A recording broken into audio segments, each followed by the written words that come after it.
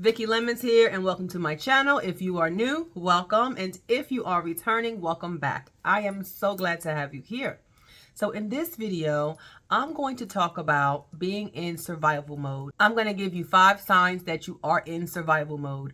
The message behind this video came about from me because I did a video on TikTok and it went viral, blew up. And it was about how my mother gave her children 30 days after they turned 18 to move out her house.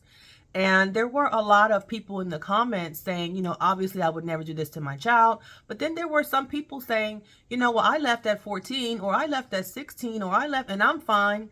But what people don't realize is that you're living in survival mode. You're not fine. You're just living. You're not thriving. And so I wanted to give some signs that you are living in survival mode. This way, once you realize this, you can tap into how you can help get yourself out. Okay? Number 1, that you're living in survival mode, you're constantly stressed, you're constantly overwhelmed, you're always in a state of high anxiety in your mind and in your body, and your anxiety makes you feel like like there's a threat around. Something's gonna happen. You always feel overwhelmed, like you always have to be on guard. You always have to be vigilant in your mind. You're never relaxed. Which brings me to number 2, difficulty relaxing. It's so funny because my husband and I, when we learned that we were in survival mode, one of the things that we realized is that we don't like to just sit down and relax. We always felt this sense of that we had to be moving. We had to be doing something or we're not being productive. And that's part of being in survival mode. So basically struggling to be able to relax in situations where you should be able to relax. Not if you're at work and you're relaxed, but if you come home and you had a long day, there's nothing wrong with you sitting down, taking off your shoes and enjoying some peaceful time to yourself. There's nothing wrong with that. You don't have to be doing something all the time.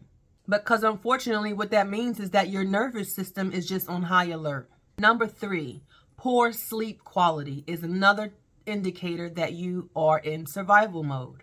Constantly waking up at night is another nervous system interrupter that makes you feel on guard, makes you feel like you can't sleep. I have issues with sleeping because a lot of my abuse happened to me when I would sleep. I will be woken up to it. So I don't sleep very heavy. I wear a watch, and in this watch, you can wear it when you sleep, and it tells you how much sleep you get in REM and deep and light. For the most part, I get about 2 to 3 hours of light sleep a night, maybe 30 to 40 minutes of REM, and maybe 15 to 20 minutes of deep sleep. My sleep has always been very choppy, and it's because I'm always on high alert in my sleep.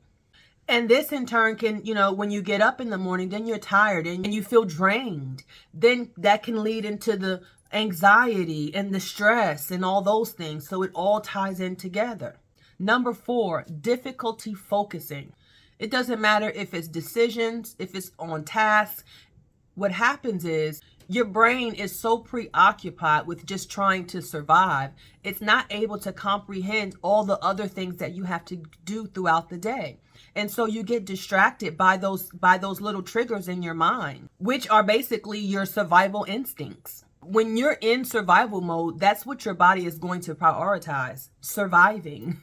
And when you're in the moment of surviving, that's a short-term thing, right? So then you don't have any time to focus on long-term goals. So then you can end up being stuck, which then can cause the stress and the anxiety and the lack of sleeping. And it all rolls back into the one. Physical symptoms, headaches, digestive issues, maybe a weakened immune system, maybe muscle weakness. Being in a constant state of survival adds to your stress level. The key is acknowledging it so that you can take steps to better handle it, manage it. Personal insight. Anytime we are working on ourselves, we should be patient with ourselves. We should be kind to ourselves. You are on a journey. You are not in a race. And the journey is about you and your pace, not anyone else's, and not where anyone else thinks you should be. If you feel any of these 5 things contribute to your survival mode, there are things you can do to combat them, but it takes work and it takes time. And the one thing I will always reiterate is be patient with yourself. Be kind to yourself.